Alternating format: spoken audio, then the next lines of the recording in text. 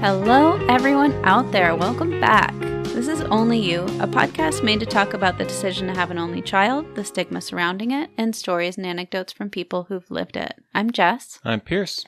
And this is episode 5. Episode 5. We need a soundboard with sound effects. What episode do you think we'll have that? Very soon, like a kind of thing. Yeah. Like some cool button where we just press it and there's like a cool dubstep. Okay. Crazy hype music, you know. Womp, womp, womp, Yeah, womp. something like that. Uh-huh. We could probably make that happen right now if you want to just download an app really quick. No. They're not ready for it. Not ready. I'm not ready for it either. So, Well, it's been an awesome couple of weeks since we launched. We're right about at the 2-week-ish mark as of recording this. And there are plenty of you out there, it sounds like, who feel similarly to us. So If you're a new listener, hello, welcome. What's up? Thank you for being here. Y'all are killing it. You guys are amazing. We've gotten some of the emails we've gotten that are from different countries or just people from different states, just anybody that we would have never really crossed paths with in any other capacity. It's been so cool. Mm-hmm. So thank you, all of you. I don't really get a chance to respond to each and every email, but I do want you all to know that if you've taken the time out of your day to write to us, that's just the most meaningful thing to us. And we have so much joy when we check our email, and we have a bunch of new ones in there from all these new people. It's just been really cool. So thank you. Thank you. All you guys and gals out there, you're smashing that like button. Smashing all the buttons. Us button. You're smashing the compose email buttons. And it's really cool. We really enjoy hearing from all you. Shout out to our Serbian emailer who assumed that we hadn't heard of their country, which was halfway correct because I wasn't totally sure, but Pierce was. And they even mentioned a footballer from Serbia that Pierce totally did know who they were. Yeah. Those little personalized parts of the emails are so, so fun to read. To a lot of my friends and Jess and my extended family, everyone feels like I have this gift where I'm just able to recognize all sorts of different flags, and all sorts of different like countries, like their flags. And well, you do have that gift. Well, it's just, you know, I watch a lot of soccer and a lot of international soccer. So you see a team that's playing and they always like display the team's or the country's flag right next to it. Or even, you know, I see a lot of soccer players, like their last names, and I can just see a last name now and I'll be like, oh, he's definitely Polish. Or, yep, straight out of Sweden, that one. It's a gift. I don't know. I'll take it. I'll take it. Well, yeah. So that's all to say. It's so cool. And please keep writing in. We love it. You can reach out at onlyyoupod@gmail.com. We're on Facebook at Only You, a One and Done podcast. We're on Instagram at Only You Podcast. However you feel comfortable messaging us, we're fine. We're compiling them no matter where they come from. Yep. We really appreciate it. Yeah. So I guess we should talk about this episode. This episode is titled The Family You Choose. That's right. And we're going to get into it. But basically, you know, there's the family that you may be given, you may be born with, but then we hear a lot about in these emails, or we read about aunts and uncles that aren't maybe blood related or even by marriage, just one of your good friends. Or teammates, people who share hobbies or interests with your kids, having that sibling-like bond with them. Basically, we're talking about creating a family around your child if you don't have those siblings to give to them, to sort of make up for any sense of loneliness or lack of socialization that you might be worried about. I feel like this need for a family, you know, some parents may feel it really it could be boiled down to they need a support system, maybe. And why can't you build this support system with friends or, neighbors, teammates, right, colleagues, whatever. right. Well, because the fact of the matter is that so many of us know is that other siblings sometimes just are not in the cards.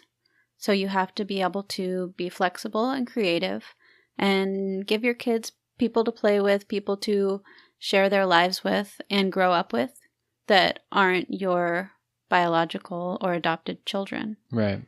So the reason we think this episode is so important is we think that it's a really good tool to combat some of those really annoying comments that people make. So when they say, won't they be lonely? You can say, I don't know. They have their whole soccer team. Why don't you ask my neighbor? Yeah, I don't know. They're at the neighbor's house right now. I haven't seen them in days. They don't days? seem lonely to me. Oh, man. I hope our daughter isn't at the neighbor's for days. Well, when I was little, my mom moved into an apartment complex with us, and it just so happened that the next door neighbor to us also had kids our age. So I have 3 older siblings, and the next door neighbor had one who was sort of right in the middle of all their ages. Mm-hmm. And then the 2 younger kids were mine and my sister's exact ages.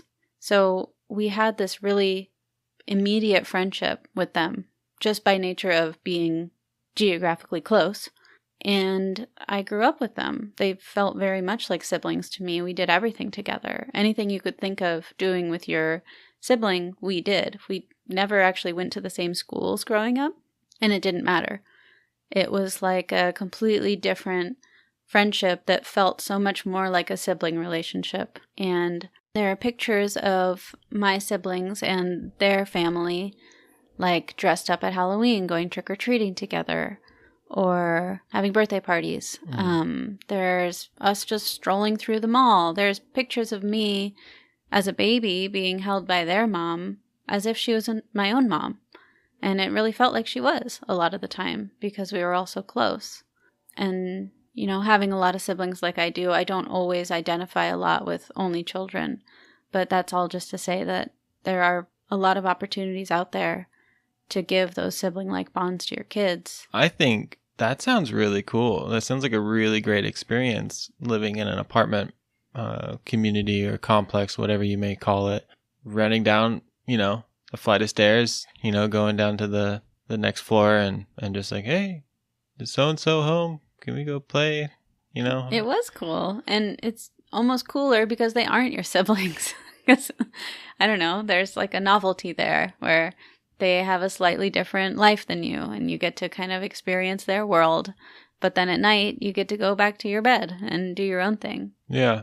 I had kind of the more, I guess, traditional experience where there's a neighborhood full of kids. There was a community. There was a bunch of kids, just running around this neighborhood. And I wasn't related to any of them. I formed very close friendships with them for years. And I thought that was really cool. And I think you've told me before, too, you went to daycare, right? I went to daycare for quite some time. I think my mom first enrolled me in daycare 6 months old. Yeah. And I stayed for quite some time. We formed a really close relationship with them. It was a very tight-knit group there. And I think I stayed into my teens. Yeah, you stayed way longer than most people I hear about, with daycare. It usually ends when you go to school. Yeah. But you were there before and after school, just through middle school into high school, I think. Yeah. It was a unique situation for sure, especially since the daycare was so close to my mom's house. It was basically just going over and, hey, just hang out there till I can pick you up after work.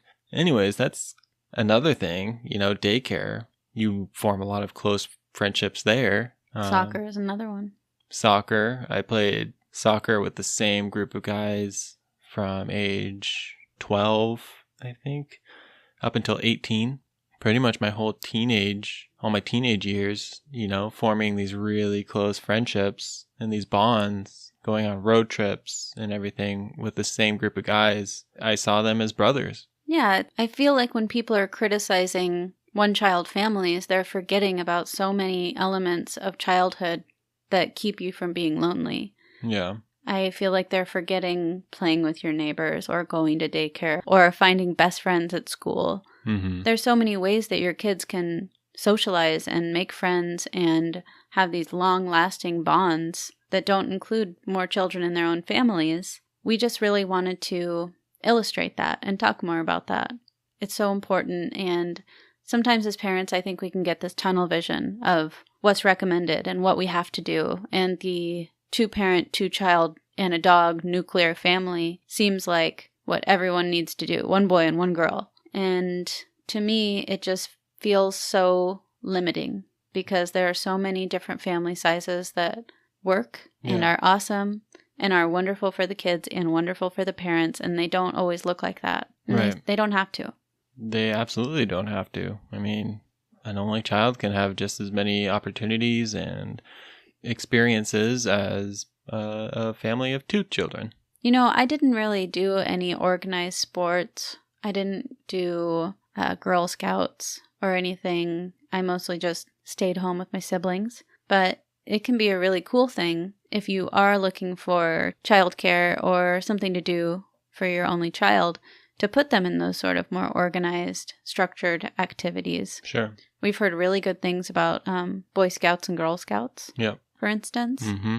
Heard that's a really good way to go because of the friendships, but also because of the life experiences Mm-hmm. that can come along with that. I've also heard really good things about Debate club. Debate Club.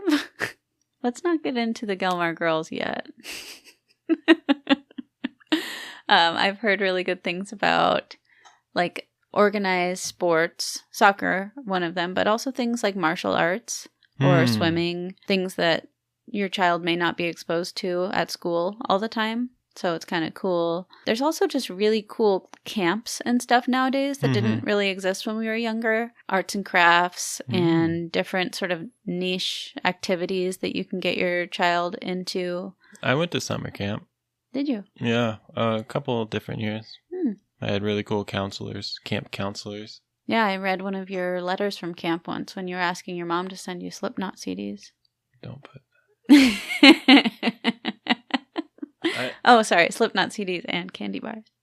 It was a lot of fun. Met a lot of cool people. That sounds cool. I never got to go to summer camp, but I always wanted to. Maybe we can send Penny to summer camp and we can be the counselors. Fun. The camp counselors. Or I'm going to work in the cafeteria.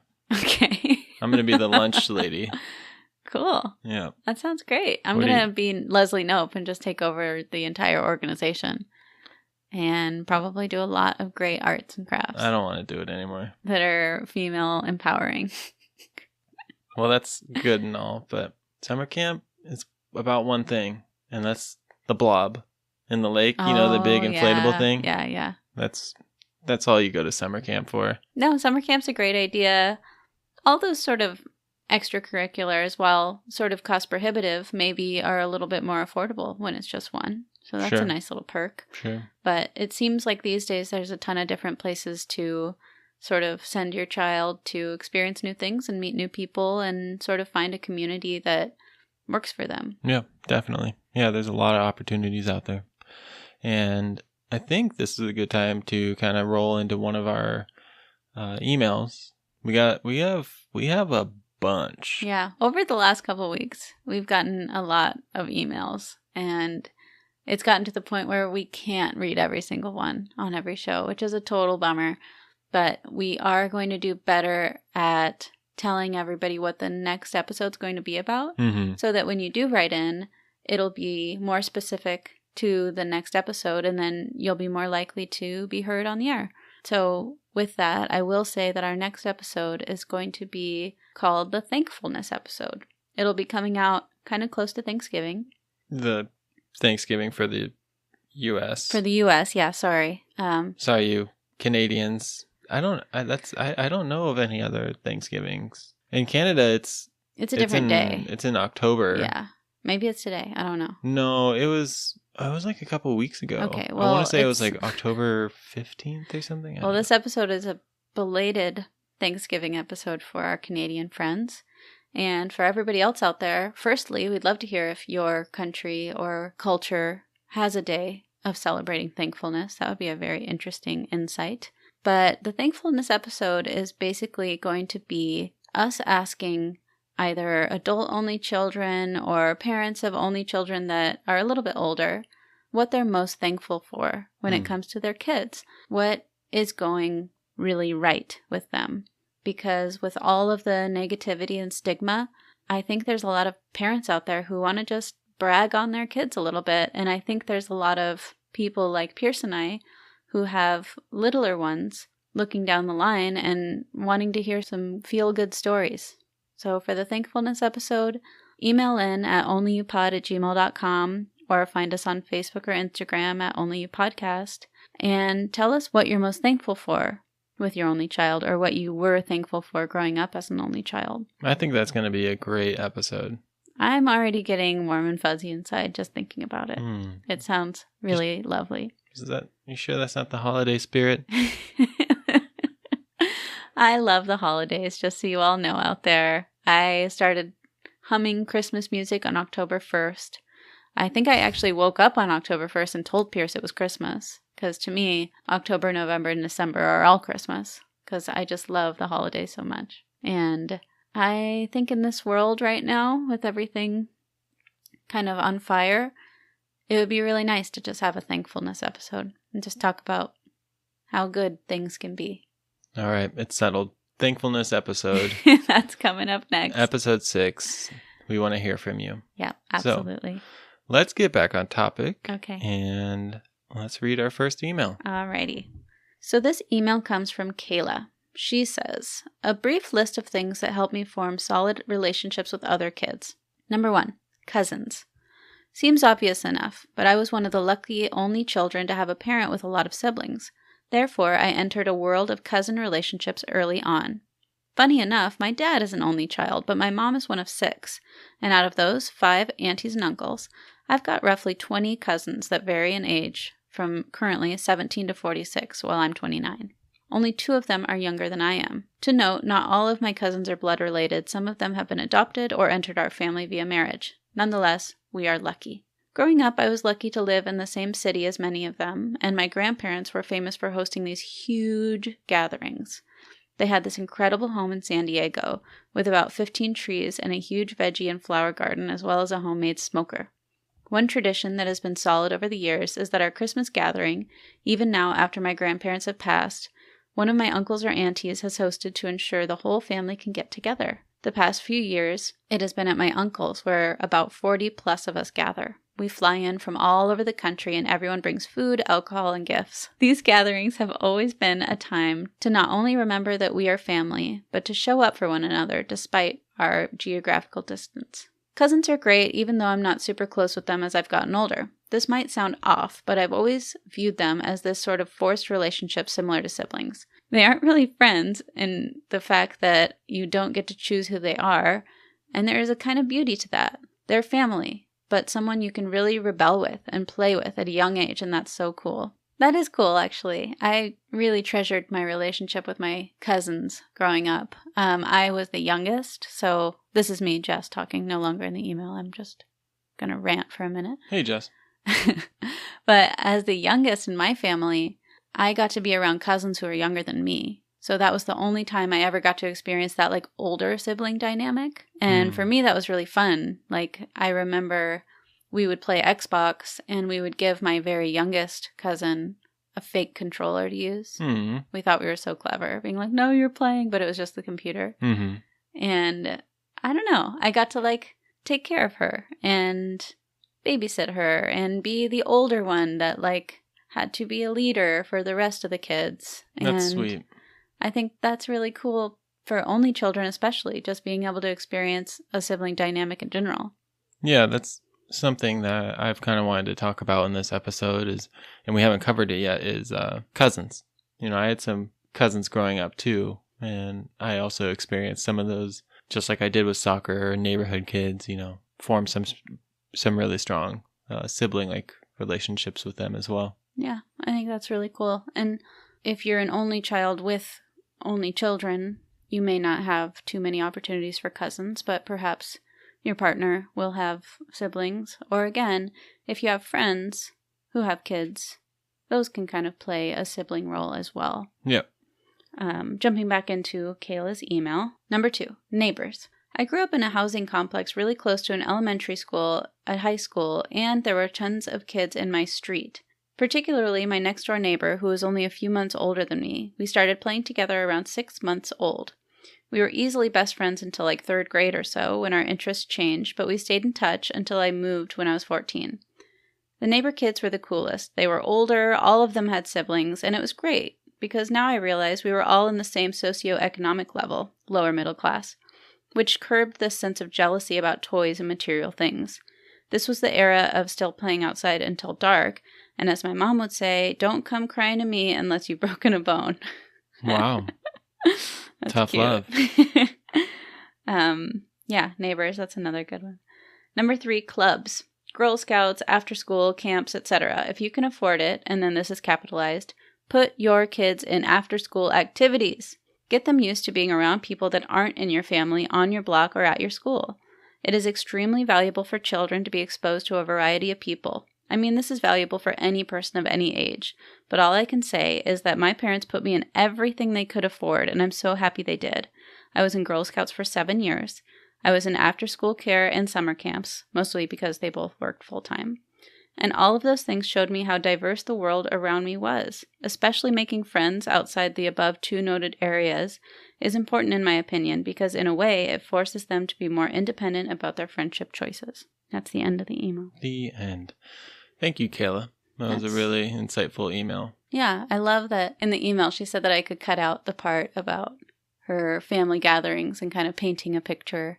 Mm-hmm. But I kept that in because I think it's really sweet. It sounds like such an idyllic, very Southern California gathering. I like that she mentions the fruit trees. She did mention, didn't she mention where she was from? San Diego. San Diego. But I think, being able to talk about from an only child's perspective what was helpful for you as a kid, that's going to be so valuable for our listeners out there, especially like Pierce and I with young kids just trying to figure out what to do. So that advice is really helpful. Thank you, Kayla. Thank you. Yeah, I really love how, she mentions her family, the family get-togethers, but maybe these cousins aren't exactly blood related. They're still family. You still treat them as family, and that's because of the relationships that you have with them. Yeah, and I think the holidays are always a really good time to remind yourself like what's really important and who's really important. And those people we choose to spend holidays with are usually the people who mean the most to us in life.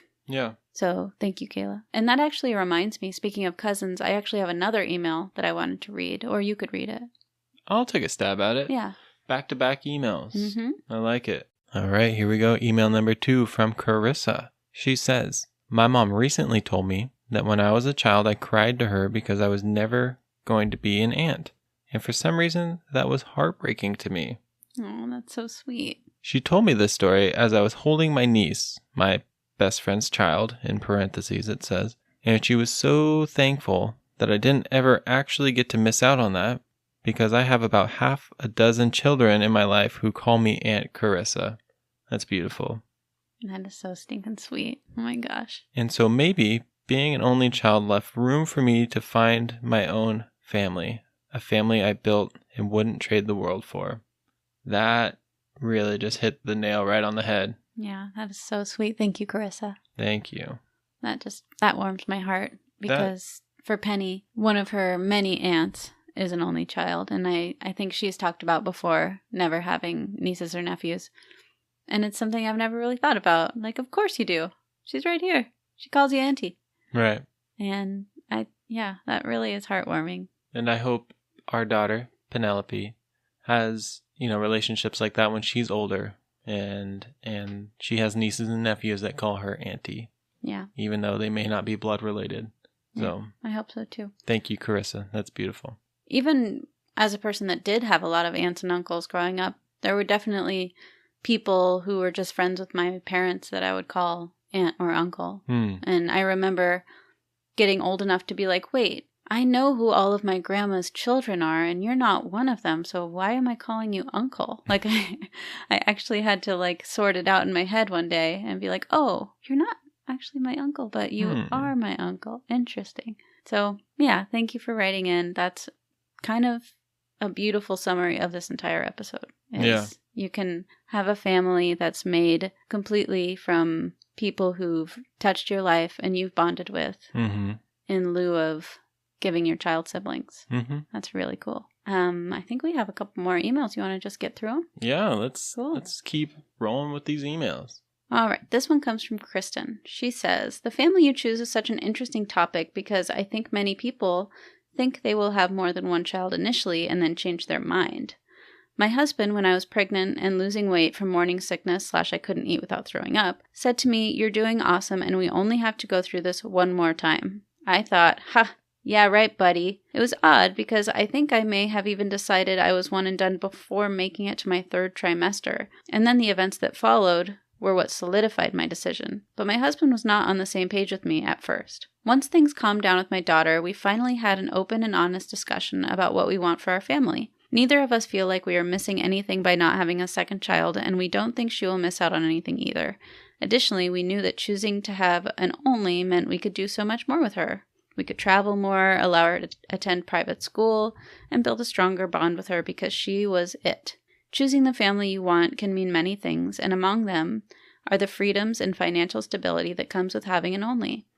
It feels so good talking to my friends who also have kids and are stressed out to the max when I say things are going great, finally sleeping through the night, and I know I'll never have to go through those tough times again. They can't comprehend it, but I know it's what we want and we're so happy with it. We live in Missoula, Montana, and my in-laws live just south of here. They were really pushy about having a second child. I like how you said people bother you about a second when you're still pregnant with the first. That was my life. So even as we were struggling to deal with our daughter's health issues, thinking she may have to be on oxygen forever, they were trying to tell us we had to have another. Thank goodness that nonsense stopped. And now they see our only all the time, and she, in her adorable 18-month voice, asks for them a lot. She is their only grandchild close, and she gets all the attention. And I think that will help her grow a strong bond to them. It's funny because my sister-in-law lives in Portland, so we only see her and their 2 kids twice a year or so, and her children, 18 months and 3 years, are so shy, but my only has such a confident and extroverted personality. Also, pre-COVID, we were hanging out with my mom friends and kids the same age, and I think that helps a lot, feeling like we're getting her exposed to other kids. We do not send her to daycare. We have a sweet old lady come to the house to watch her, so I was worried about her socialization, but I'm not any longer. I've read that early socialization actually comes from interactions with the parents, and since she's our only, we interact with her all the time. I think once we can hang out in public again safely, we plan to hang out with our friends who also have an only child, and I actually love seeing other one and only families around us. I have heard and read about onlys building super strong bonds and lifelong friendships with other children, unlike those with siblings, and I think Mira, being the extrovert she is, will have no issues building friendships and bonds with people. Thanks, Kristen. Wow. Thank you. Yeah, thank you, Kristen. That's awesome. I didn't know that about socializing babies and their parents being their main person to socialize with. I think that's really interesting because it's definitely true that having an only child means we are 100% of her socializing counterpart all day long. Right. We're her best friend. Yeah. We're her worst enemy. And we definitely talk to her a lot. You know, we talk to her like she's a person. We say, well, why are you doing that? Or do you want to come over here and try this? Or is that silly? Is that funny? Do you want to read a book? So I think there's definitely a lot of really great advantages intellectually for her being an only child and how much one-on-one attention she does get. I mean, time will tell. Yeah, I thought that was really interesting. I had never heard of that before, but I would like to look into it more. Yeah. But it makes sense, totally. I love when Jess and I laugh about something, and all of a sudden you hear, you hear Penny laughing too, and you're like, oh. She wants to be in on the joke so badly. Yeah, picking up on those social cues. That's really cool. She also laughs, though, sometimes when one of us is crying, which I don't fully understand. She's the tiniest little sociopath sometimes. She's working on it. But it's pretty cute still. I mean, it'll definitely make you not want to cry anymore when your daughter is laughing in your face. Right.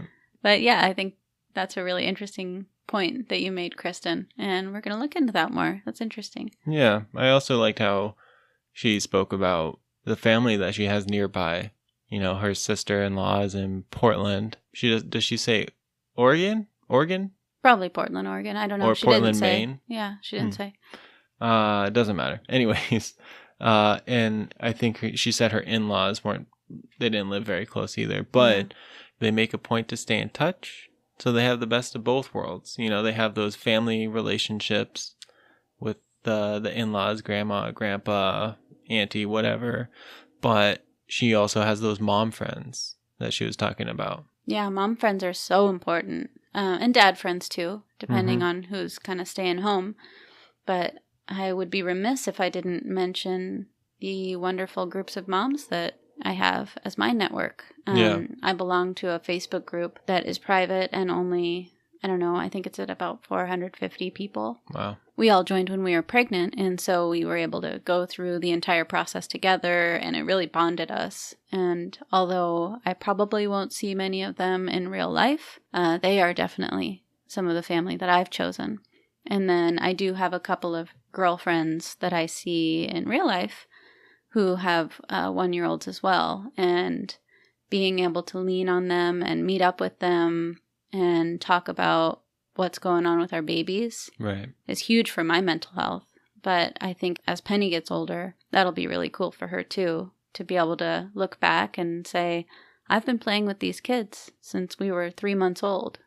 Right. And our moms are all really close friends, and they can all come over to one person's house and let the other moms have a date night or whatever it is as they all get older. I definitely think as time goes on, those bonds will even become more and more important for all of us. Yeah, and living in the times that we are now with COVID and everything, it definitely makes those play dates harder. Yeah. You know, but you do what you can, and that's all you can do. Yeah, we were doing those outdoor play dates for quite some time. Yep. And we're making it work. You know, what's really interesting about having mom friends is when you live in a small town and everybody in the community is your friend because your town is so small, and they help you raise your child because you had her at 16 because you were running away from your really rich parents who were mean to you. That sounds very specific. Did that happen to you? No. It happened in this show I watched. We're doing a podcast. What are you talking about? No. She's telling me to turn up the effect on her microphone, so it's time for the pop culture segment. Pop culture. Pop culture. Pop culture, baby. So we've actually gotten a lot of people writing in about one specific show that we should talk about. And gleefully, I respond to all of those messages because the show happens to be my favorite show of all time. And I've already talked about it in this podcast before. That show, of course, is Gilmore Girls. I thought you were going with Glee. You said gleefully? I thought that was a little hint. I've never seen Glee. We probably won't cover Glee, but maybe. There's probably an only child in there somewhere. I don't know. Yeah, probably. So a lot of people have emailed about Gilmore Girls because it is like the quintessential only child show because the main characters, Lorelai and Rory, are both only children. Lorelai's dad is an only child, and Rory's dad is an only child. Like, there are so many only children in this show. That's the tip of the iceberg. Yeah, it's like almost all of them are. Everyone is an only not child. To be.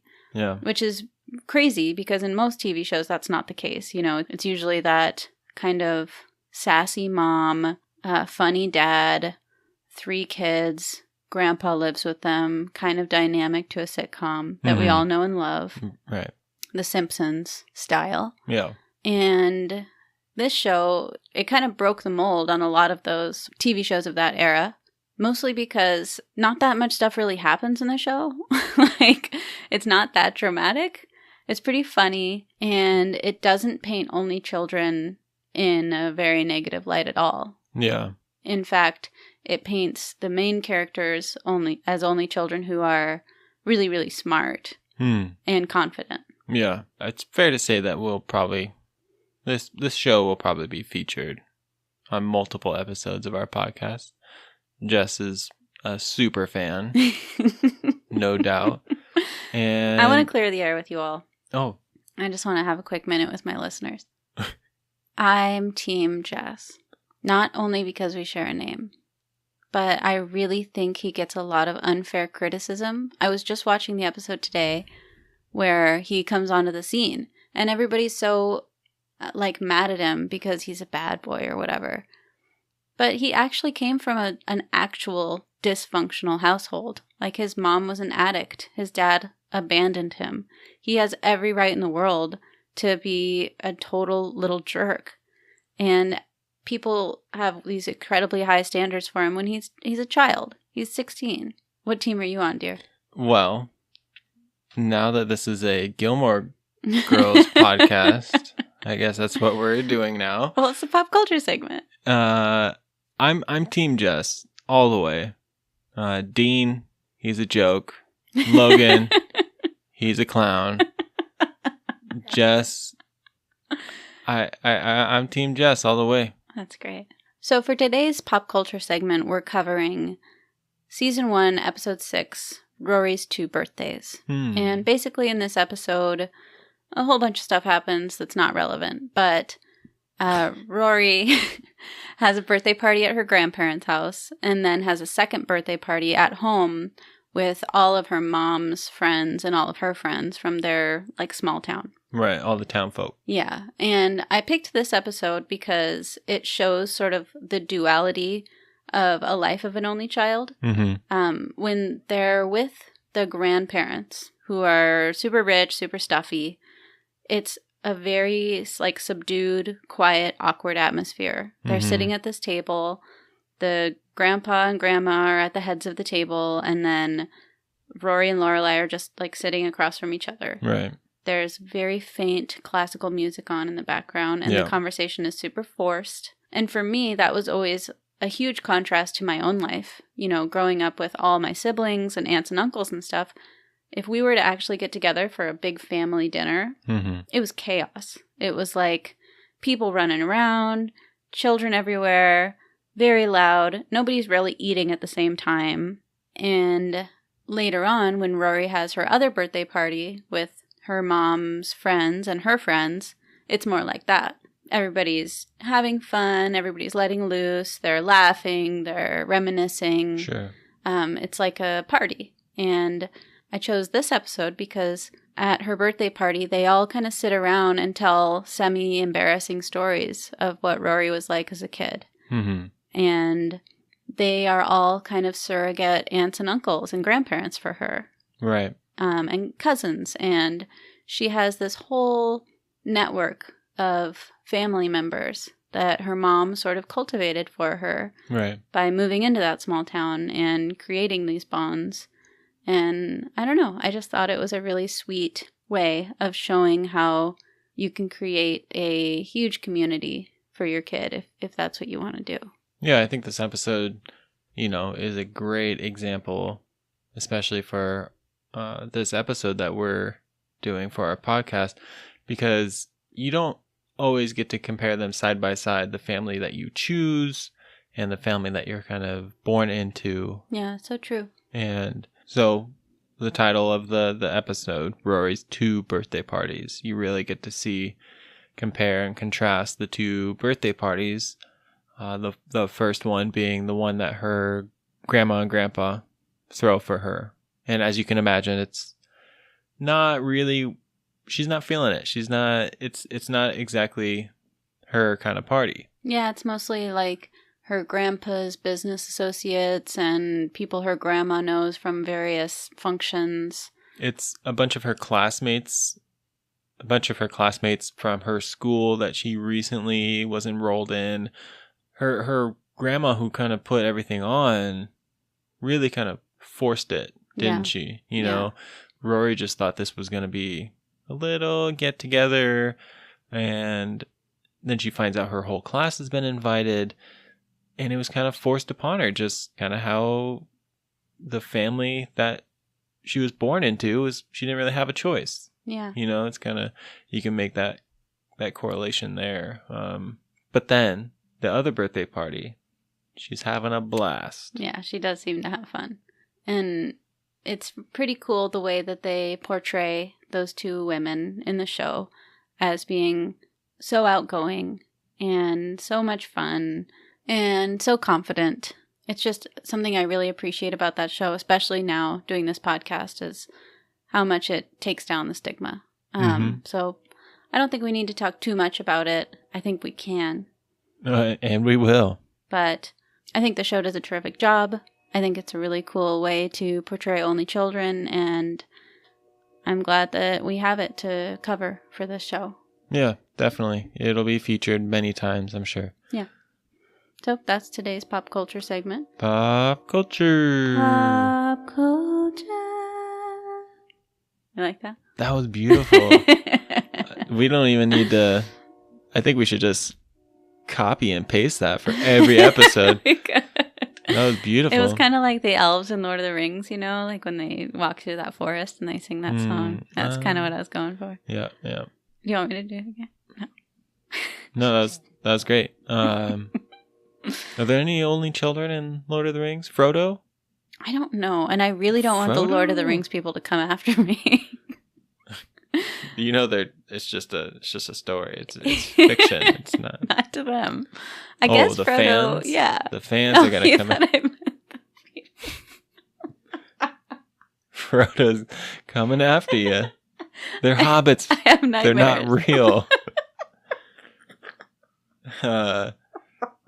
Well, Gandalf, he's certainly gonna. Oh, I thought you were going to say he's certainly an only child. He's lived like 1,000 years. I don't know if he's had siblings or not. Well, we better find out. Yeah, we're going to get on that. Yeah. So, yeah, that was the pop culture segment. One thing I wanted to mention, though, is that it seems like Lorelai specifically moved Rory somewhere where she would have a nice community around her. Mm-hmm. And that kind of reminded me of an email that we have. If you want to take it, this email's from Amanda. Yeah, I'll take a crack at it. We usually don't do an email after the pop culture segment, so this is a nice little treat. We love to mix things up. This is from Amanda. Here we go. We bought our house in a specific neighborhood because it had kids, a children playing sign, daycares and schools on the main street, and boys playing basketball across the street. We love our neighborhood and are 2.5 hours away from my family and 16 hours from my husband's family, and our neighbors have become our family. That's awesome. My daughter considers them aunts and uncles as they love her and think of her every holiday and every birthday. We do Friendsgiving, and we do travel home for Christmas to our family's Christmas celebrations. We are trying to alternate between his and mine each year since having Natalie, and this year we've decided to stay home during Christmas, and my husband's dad and his wife are coming to spend Christmas with us. I also seeked out friends who had little girls from our neighborhood, and one mom I met said, "I was so happy to see you guys move in and that you had a little girl." And our girls are 1 year apart. Her daughter is 4 while ours is 3, but they are already best friends and we schedule play dates frequently. It is important to set up playdates with their friends or get them in school, daycare, activities, and socializing at some point when they can build those friendships and have sister-type bonds. I had that with a friend of mine and even had sisters, but was closer to my friend than my sister. Sometimes siblings kind of suck. Yeah, we're going to do a whole episode about that. Don't worry, everyone. That's not Amanda speaking. Oh, no, that's me. That's us. We had a nanny for the first 18 months of our daughter's life, and I started taking her to Zumbini class. I gotta tell you, I have no idea what that is. Some sort of exercising class? Oh, we're going to find out, bud. It sounds like zucchini. Zoom. And we made friends there and did see a big difference when she started daycare after we moved because of her socializing, being more outgoing and more open to showing her amazing personality. Also, having those playdates helps to show me the reality of how much harder it is with more than one. since I do the snacks, help clean up, and am the mom right there if needed. The end. Awesome. Thank you, Amanda. That's a great email. Yeah, and thank there's you. a lot of information in there. So let's start with choosing a neighborhood specifically because there will be other kids there. Yeah, that's brilliant. I see those children playing or slow children playing signs all the time, and you're not always going to be able to pick out those neighborhoods, but that's really cool that you had that opportunity. Yeah, I mean, when we bought our house, we definitely were thinking of good school districts. Right. And we knew that there were kids around because they talked to us when we were looking at the house. Yeah. But we hadn't really thought about that in the context of an only child. So kudos to you, Amanda. It sounds like you're doing absolutely everything you can to socialize your kid. They're are lucky. On top of it. Yeah. I remember when we got our house, the first time we looked at the house before we even bought it, I think it was the first day of school for the kids that attend the school, like on the same block as ours. And it was just so cool seeing all the kids, yeah, that's right. walking to school and kind of imagining us doing the same thing. Yeah. So yeah, I bet that was pretty special to find a neighborhood like that. And then she talks about finding that one family that they sort of have bonded with so much that their kid calls them aunt and uncle. Yeah. I think that's so cool, being able to find somebody of a kind of similar age. I think they're a year apart. Because like I was saying earlier, when the moms are friends or when the dads are friends, it's so easy to just bring the kids along, and kids are good about that. They can kind of hang out with a lot of different ages, and it's good for them to experience kids of other ages and lifestyles. So I thought that was really cool too, just having friendships and then bringing your kids along with you to create friendships too. It's really important. Yeah, that's definitely a theme we've seen in these emails. After school clubs, teams, from our experiences too, it really diversifies the kids and kind of gets them into different things, different hobbies, and really meet a lot of new people. And the Zumbini class, we gotta get in on that. Yeah, I mean, I've seen one of those zucchini peelers before, so I don't think I need a whole class about it. We have, I'm sure, there's probably a lot of people listening. It's a type of Zumba class that probably, I don't know what the ini means. Maybe Zumba in bikinis? Maybe Zumba mixed with some other dance that I'm not even hip to. Zumba is a dance? Yeah, I think. It's like a dance workout? Exercise, yeah. Yeah. Zumbini. Well, we're going to look into that. Yeah, it sounds cute. We'll see you at the next Zumbini class, Amanda. Yeah. What if it was on Zoom? Oh. A Zumbini class. That's cute. That's a marketing idea. It's for my next business. Nobody take it. I copyrighted it. I called it. So I think that's kind of a good place for us to wrap up. We've discussed a lot of different ways that you can create a family for your child, and you can kind of choose a community for them without bringing more children into your nuclear family. Yeah, what were some of those? We talked about neighbors a lot. Yeah. Neighbors are an important one, but not always attainable. We talked about different extracurriculars that you can put them in. Things like summer camps, day camps, boys and girls clubs. Sports, yeah. Yeah, there's so many different things. Going on vacations sometimes, if you're going to like a resort or something, there are a lot of times there are kids clubs. Yeah, that's true. Pretty much anywhere you go, there's somewhere to put your kids for a while. Well, the parents go do their thing. Yeah. We talked about prioritizing your relationships as adults with other parents. Yeah. So that you can kind of get the kids together, but also have that socialization for yourself. I mean, that's important too. Yeah. Mom and dad groups are crucial. Mm-hmm. Any way that you can create a community for yourself, I think by nature you'll create a community for your kids as well. Yeah. I should mention too, whatever your spirituality or religion is, that's another good place to socialize your kids. I know a lot of churches have sort of a Sunday school kind of thing for kids to go hang out in. Yeah, I'm not too hip to that. There's definitely a sense of community there, I think. Definitely. Where you can find other people and other children as well, so that's important. Yeah. Whatever community you can find, I mean, that's huge. Yeah. Yeah. It's a great resource. And then, we talked about daycare too. If I were to say one thing to wrap up this episode, it would be giving your child people to bond with and create sibling-like bonds with it oftentimes can be a choice. Yeah. And that choice doesn't always have to mean bringing another person into your nuclear family. Yep. It can mean creating other avenues for them to have those relationships. Yeah. And there's a lot of great ways to do it. Yeah, I think we've covered a lot of those. Yeah. Because we get parents maybe aren't the most social. If you don't want to go out and meet a bunch of different moms or parents, or, you don't really have close family, just there are some other options out there. Yeah, definitely. And I know we will definitely be exploring some of those. Yeah, absolutely. So let's remind everybody, what's the next full episode going to be about? Well, we have a mini episode. Yes, we do. Not sure what that one's going to be about yet. You'll be surprised the Monday after this one comes out. I got an idea. Oh, do you? Okay.